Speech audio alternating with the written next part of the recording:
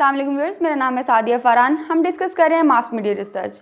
Last video में हमने discuss किया कि जब हम एक रिसर्च प्रोसेस में सबसे पहले एक प्रॉब्लम सिलेक्ट करते हैं रिसर्च के लिए या एक टॉपिक सिलेक्ट करते हैं रिसर्च के लिए, तो वो टॉपिक सिलेक्ट करते हुए हमें कौन कौन सी बातें नज़र में रखनी चाहिए। आप लास्ट वीडियो इसके बारे में देख सकते हैं कि टॉपिक सिलेक्ट करते हुए हमें कौन सी चीज़ें ख्याल में रखनी चाहिए ताकि हमारा जो टॉपिक है वो रिसर्चेबल हो और रिसर्च रिलायबल हो। आज की इस वीडियो में हम डिस्कस कर रहे हैं नंबर 2 स्टेप। रिसर्च प्रोसेस में नंबर 2 स्टेप कौन सा होता है, दैट इज़ लिटरेचर रिव्यू।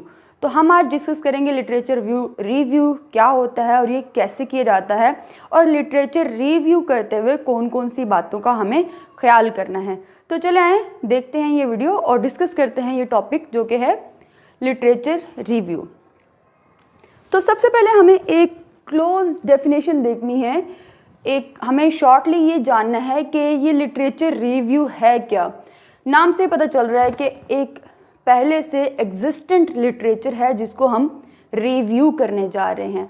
आपने जो टॉपिक सिलेक्ट कर लिया है, आपने जो एरिया ऑफ फील्ड अपनी रिसर्च के लिए सिलेक्ट कर लिया है, उसके बारे में some type of research already अगर एग्जिस्टेंट है तो आपने रिसर्च करने से पहले उसको रिव्यू करना है, उसकी एक बार स्टडी करनी है। तो लिटरेचर रिव्यू की अगर हम डेफिनेशन देखें तो हम ये कह सकते हैं कि इसकी एक वर्किंग डेफिनेशन ये हो सकती है कि a secondary analysis of available information. Literature review क्या है?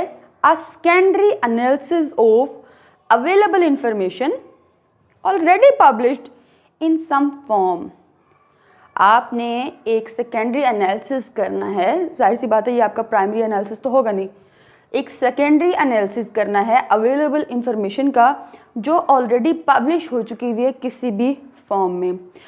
जब हम बात कर रहे हैं एनालिसिस का, तो यहाँ हम क्या करेंगे, एक रिसर्चेबल ऑब्जेक्ट के ऊपर हम ये जानने की कोशिश करेंगे कि उसका प्रोसीजर क्या है, उसका स्ट्रक्चर क्या है, उसके वेरिएबल्स का रिलेशनशिप क्या है। इससे हमें हमारे टॉपिक के ऊपर ज़्यादा हमें फेमिलियरिटी होगी, हम उस टॉपिक को ज़्यादा जान सकेंगे और हमें अपने प्रोजेक्ट की क्रेडिबिलिटी के बारे में भी पता चलेगा कि हमारा प्रोजेक्ट कितना क्रेडिबल है।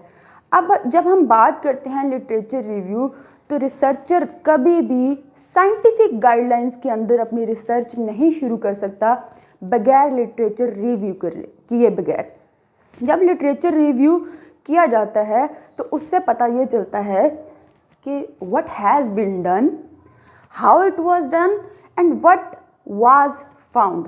ठीक है, अगर आप साइंटिफिक, क्योंकि ये हम एक साइंटिफिक रिसर्च प्रोसीजर पढ़ रहे हैं, तो इसके अंदर लिटरेचर रिव्यू में लिटरेचर रिव्यू आपके लिए बहुत ज़रूरी है। एक जो एक्सपीरियंस्ड रिसर्चर है वो कभी भी अपनी रिसर्च शुरू नहीं करेगा लिटरेचर रिव्यू किए बगैर, क्योंकि लिटरेचर रिव्यू से उसको प्रीवियस रिसर्च के बारे में पता चलता है और रिजल्टेंटली क्या होता है, आपका टाइम बचता है, आपकी एनर्जी बचती है, आपका पैसा बचता है। तो इसलिए लिटरेचर रिव्यू बहुत ज़रूरी है।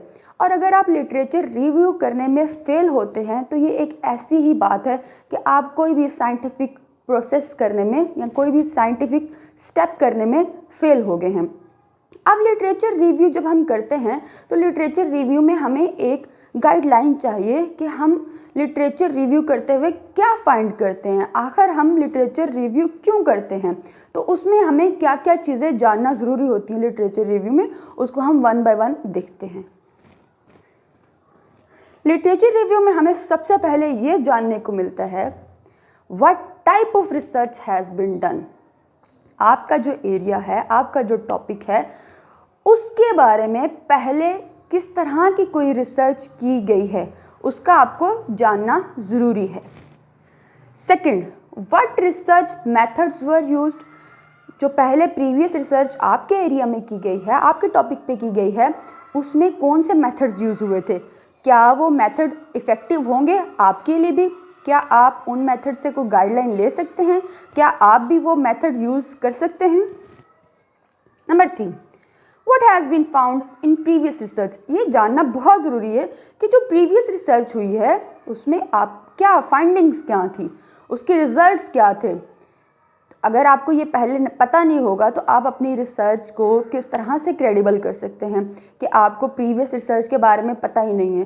तो इस तरह से अगर आप सेम टॉपिक रिपीट कर रहे हैं, ये हो जाएगा कि पहले एक जो रिसर्च हुई हुई है, जो बड़ी वेल क्रेडिबल मेंटेन्ड जो इस्टेब्लिश रिसर्च है, उसमें एक फाइंडिंग हो चुकी हुई है, और अगर आप उसी टॉपिक को दोबारा लेंगे तो वो फिर आपकी तो रिसर्च किसी काम की नहीं है, क्योंकि एक रिसर्च तो हो चुकी हुई है। तो इसलिए आपको ये जानना ज़रूरी है कि पहले फाइंडिंग क्या थी, और उस फाइंडिंग को वैलिडेट करने के लिए या उस फाइंडिंग को रिजेक्ट करने के लिए रिसर्च की जा सकती है, बट उसके लिए भी ये जानना ज़रूरी है कि पहले रिसर्च में क्या फाइंडिंग्स की, उसके रिजल्ट्स क्या थे।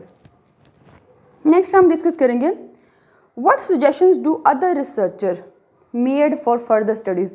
यूजली जब रिसर्च की जाती है तो उसमें ऑलमोस्ट रिसर्चर एंड अप होता है कि वो कुछ सजेशंस दे देता है कि इस फील्ड में ये काम और करने चाहिए, या इस टॉपिक के इन एरियाज़ पे और अभी बात करनी बाकी है, अभी रिसर्च इन एरियाज़ पे और की जा सकती है। ठीक है, तो ये भी रिसर्च करते बगैर कोई रिजल्ट फाइंड किए भी रिसर्चर्स ये सजेस्ट कर सकते हैं कि आप ये अगर इस तरह से किया जाए तो इसके रिजल्ट्स इस तरह से होंगे, या ये सजेशंस बताई जा रही हैं, इस तरह इन एरियाज़ पे काम करने की अभी ज़रूरत है। What has not been investigated.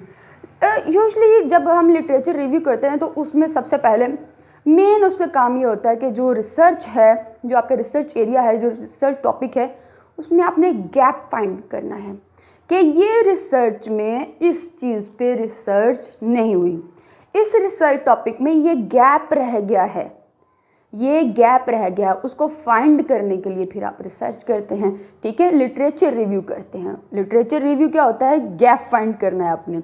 तो what has not been investigated, ये आप लिटरेचर रिव्यू करेंगे तो तभी आपको ये पता चलेगा। How can the propose study add to knowledge of our area.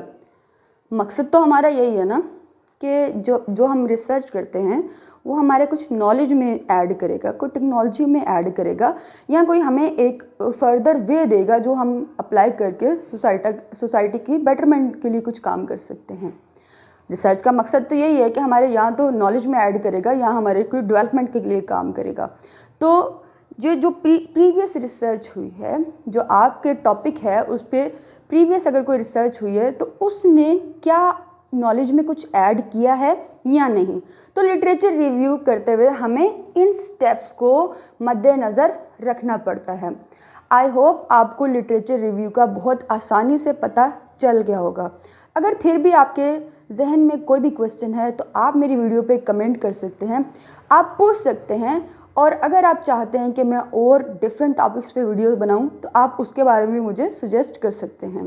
Video पसंद आती है आप इसको लाइक करिएगा, शेयर करिएगा, मेरे चैनल को सब्सक्राइब करिएगा ताकि आपको मेरी और आने वाली वीडियोस मिल सके। मिलेंगे आपको नेक्स्ट वीडियो में जहां हम बात करेंगे रिसर्च प्रोसेस के 3rd स्टेप पे। तो चलिए वेट करें, मिलेंगे नेक्स्ट वीडियो में। अल्लाह हाफिज़।